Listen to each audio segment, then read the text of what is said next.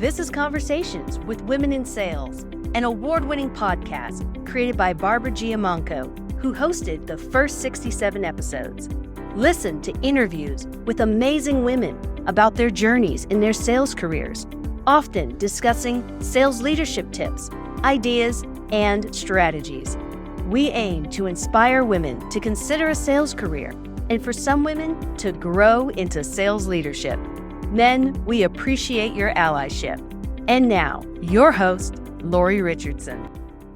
I'm here today with Tara Ryan, and I'm really excited because Tara is a leadership development coach. She focuses on sales and has a big career previously in sales and sales leadership. So welcome, Tara. So great to have you on today. Hi, Lori. I'm thrilled to be here with you. Thank you. Yes, it's so great. We have a lot of different things. You were at HubSpot most latest as a sales leader. Correct. And you've been with other organizations. And now you are a coach where you help people bring out the best in themselves, right? Can you tell us a little bit about the coaching that you do? Yeah, definitely. So I primarily partner with women in sales. I do have some male sales clients as well. So I do not discriminate, but I tend to attract women. And we talk through, honestly, Lori, anything and everything. So I help women really navigate the stresses that they are facing inside their career. And sometimes that overlaps into their life too, because the two are so deeply connected. And we then, once we identify some of the things that are blocking them, we build a plan together to get them where they want to be. Yeah. And we've talked previously about having you on the podcast. And recently you posted on LinkedIn, and we'll put the link in the show notes, that here's what you said. You said, I spent over 1,000 hours coaching women in sales over the past 2 years. Two things are consistently true. Women are overachieving their quotas, all while facing nonstop obstacles in sales culture. And you went on to say that every woman I work with has expressed common struggles. They're not encouraged to tap into their intuition, inherent strengths, and values when selling, but instead asked to enforce traditional sales stereotypes. And then also that sales leadership is really motivating with fear tactics these days, and kind of cutthroat competition versus collaboration and humanity. Managers aren't developed in a way where they're able to tap into women's unique motivators to help them grow. And perhaps that's because most of the managers are male. I don't know. I don't want to put words in your mouth.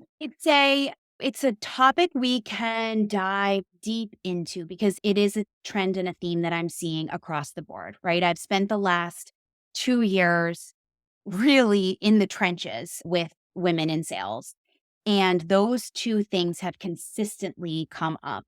And I think a big part of it is that it's not anyone's fault, right? Like it's not a male thing. Intentional. Right. It's not intentional. It's just that so often sales leaders are promoted into their position because they have been really high performing individual contributors. Yeah. And the executive leadership team is, okay, you were an excellent seller here. Now we're going to give you a team of people and you're going to create 10 mini U's and we are going to make so much money. Right? And so the intent is good, but the reality is that not everyone learns in the same way.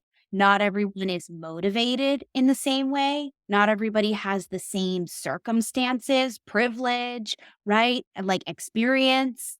And like you mentioned, so often these leaders are white men, and that's just the way that it is. Right. And if you couple that with the economy taking a turn, and it seems like people bring their worst behavior when times are tough. Would you agree? Oh, 100%. It completely, when we are under stress and pressure, our default energy is frustration, detachment, resentment, anger. It's judgment, right?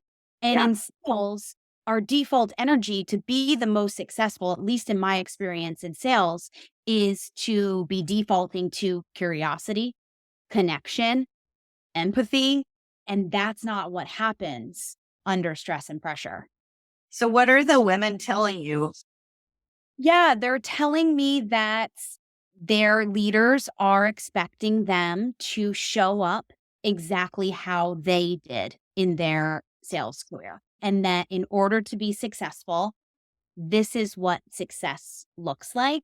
And it's a very fix it energy versus curiosity energy. And I think it's a product of the fact that we don't have enough time in the day, too, right? There's all of this stress and pressure, and leaders are expected to hit these numbers.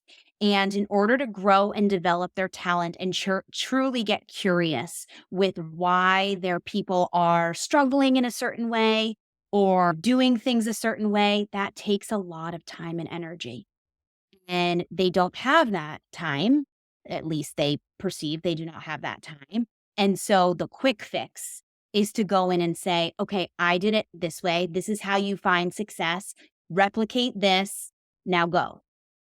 And a lot of the women are just feeling misaligned with those instructions. It's not tapping into their natural way of selling, or it's going against their intuition, sometimes even against like their values, right? And their ability to like truly connect with their prospect or customer. Yeah, because we know that women bring a unique set of traits and gifts to the table. It's not mysterious, I don't think. And we know that women can really excel in sales roles and in leadership roles, but we do it a little differently. And we onboard differently and we sell differently. Companies need to get a clue on that. And I'm thinking managers are not getting trained on this. Yeah. And companies are not building in space and time for leaders to actually be able to pause and reflect, right? And leaders are not being equipped with a clear communication plan, right? So they're getting directive from the top about, okay, we're rolling out this new policy or this new expectation for reps. And the directive is get them on board. There's no, why are we doing this? How are we going to be measuring the success of this new policy or expectation? How are we going to be getting ongoing feedback from the team to make sure that it's landing in the way that we want it to? How are leaders being held accountable and expected to support the reps with this new policy rollout or expectation?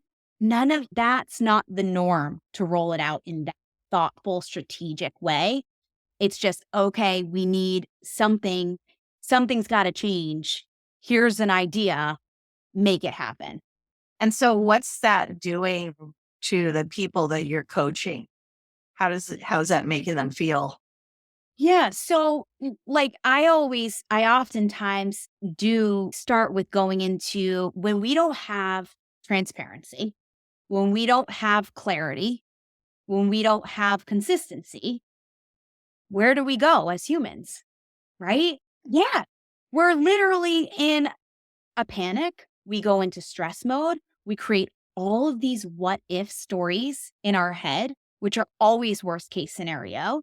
We feel lost. Oftentimes, I talk to reps who feel paralyzed, right? Because they're like, I don't even know where to begin. I have all these things that I'm supposed to be doing. I don't understand why I'm supposed to be doing them. I don't know how I should be prioritizing them. And so I'm just sitting there, like, staring at my inbox in my Slack channel, and I'm like, ah. Oh, so what leaders are trying to do is like motivate, but what they're actually doing it by the lack of transparency, the lack of clarity, and the lack of consistency is they are sending, to your point, their reps into panic zone. So if you could speak to any leaders right now, what would you tell would be a good first step or a way to check whether they're doing that or not? Yeah, I would say take inventory of the expectations that you have for your team, right? What are you telling them that they are expected to do? And how are you helping them get to that expectation? And if there hasn't been a clearly identified why with each one of those like policies, programs, even supporting documents, right? Go back and define that. If you don't know what it is, right? That's a problem. So define the why around everything that you are rolling out to your team, and then define clear goals on how they can actually measure success against those things. So it's okay, you're telling me that you want us to. I had a client recently where her leadership team wants them to, on a weekly basis, recap what they have done over the week, what they plan on doing better next week, and why they think that they are maybe coming up against challenges. And she felt completely like that was like micromanaging her. It made her not motivated to update her leadership, but actually like, what? This seems like such a redundant task. It's all in the CRM anyways. Like, you see my deals. Like, what is the point of this? There was no clearly communicated why. And then she had no idea how her actual manager was going to be partnering with her to create like a growth and development plan against this. Yeah. So yeah, that's what I would tell managers. Everything that you're rolling out to your team to try to help them, Yeah. is there a clearly defined why? Are there clear goals attached to it? How are you to partner them to see success and create like a growth and development strategy together? And then how are you getting feedback around if it's actually working? Like, how do your reps actually even feel about this? Is it Yeah. making them feel the way that you intend them to feel? Yeah. Yeah. That's a really good point, is to get the feedback. Have you seen women leaving sales? Yeah. Yes. Well, I've seen women leaving to go into sales enablement roles because they still like they love sales, but they do not love the stress and the pressure that is put on them in a quota carrying role. Interesting. It doesn't mean that they can't do it. Like, they have shown that they can carry a quota. They have shown that they can actually over attain on a quota, Yeah. but they don't like the way that leadership micromanages them and in some cases discourages them from selling authentically. Yeah. And then I've also seen women not leave sales, but a lot of job shifting right now. Yeah. That's so interesting. So, what do you know how it's still a male majority world for sales in almost every industry, particularly in tech, which is our backgrounds, yours and mine. What do you think would get more women into sales roles? Do you ever think about that? Yeah. I think I guess I've actually boiled it down to 5 things. Yeah. And a lot, and it's all there. The umbrella is creating a more inclusive sales culture so that everybody feels like they can and show up authentically and thrive in a way that aligns with like their values and their competencies, what their strengths essentially. Yeah. And so leaders need to communicate more clearly and effectively. And that is really tied to that transparency and that clarity and that consistency.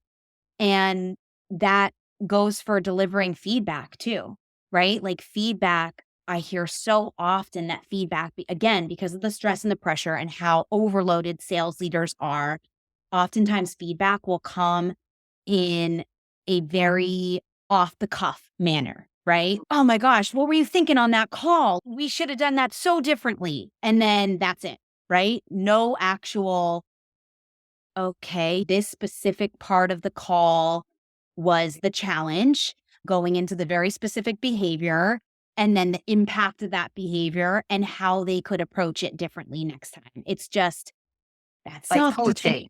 yeah, like Good pure coaching. coaching. And so that's not happening. And then another thing is I think that this is just leaders in general.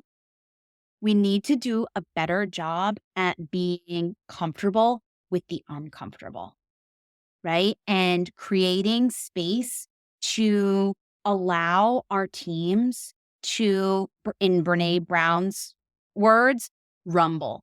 So one thing that I used to do as a sales leader is when say, for example, we rolled out new comp plans and I knew the team was not pleased with the change. I didn't just say, hey, this is what we're doing and accept it. It was, let's have a rumble about this, right? Let's talk about your concerns. Let me get curious and understand, why are you frustrated with this? And oftentimes it was just the newness of it. Like, one, maybe they didn't understand a specific part of the comp plan, and that lack in transparency or clarity was spiraling them into anxiety. Yeah. Change is hard, right? Maybe it was Yeah. just the fact that it was changing and that they loved the comp plan last year and they made a ton of money, but they didn't actually realize there's new kickers in it this year and they could make even more money, or there were new ways to make money. Yeah. So again, like, it goes back to the energy. When stress or something new is introduced without being able to talk about it, we default to stress, right? And we default to, but creating a rumble type situation where you can talk through that eliminates that. And a lot of times that's all it takes. Yeah. Yeah. And sometimes it's just one little thing that could be changed. It's not set in stone. It's just the way the wording or something. Or they're interpreting it in Yeah. a way that is actually not even valid. Yeah. Yeah. And all it takes is just talking about it. Yeah. And sometimes there are things that are not fair, right? And that are not right. And by rumbling about it and talking through it, leaders get to understand why reps feel like it's not fair, and then have a conversation with executive leadership to advocate on their behalf and actually create change. But if you don't create those potentially uncomfortable conversations, you don't learn Yeah. about things. So it's like shifting from, I always say, judgment to curiosity. Yeah. That's a huge thing for leaders. I think that would be make much more inviting cultures for women. So we need our sales leaders to be more curious, Yeah. not be afraid to bring something up, bring up the topic, Yeah. to get our feedback. Yes. Anything Communicate else? clearly, to Yeah. be really conscious of the language we use, because a lot of language inside of sales is very masculine, and it can be quite a turnoff. The women. war words. Yes. Let's- Crush them, squash them, right? Kill them. I actually have had multiple partnerships with organizations since I started my own business, just looking through the language in recruiting women into sales. yeah. So they have sent me job descriptions or externally facing documents that they've created to ask for my feedback around, is this language inclusive of women? So it's, and just how we talk about failure and feedback. That's just one example. Are we talking about feedback as a gift and like something that is empowering, or are we using it as something that people should be afraid of and there's going to be repercussions around it? So how do we talk about it? How is that framed? And then there was another thing that I had thought of. Oh, just even calling out your team's weaknesses instead of saying, oh, this is one of your weaknesses, reframing that to as an area of opportunity, right? An area where you could grow. Yeah. Even just simple like shift, Yeah. change energy of how you are working with your rep. Yeah, that's great. How about a woman who is considering going into leadership, but she's a little apprehensive? Do you have any words of advice? I would get curious with her. Why? Why are you apprehensive? Because everybody's why is going to be different. Yeah. Is she in an environment that is right for her, that is going to actually help grow and develop her? Is that the concern?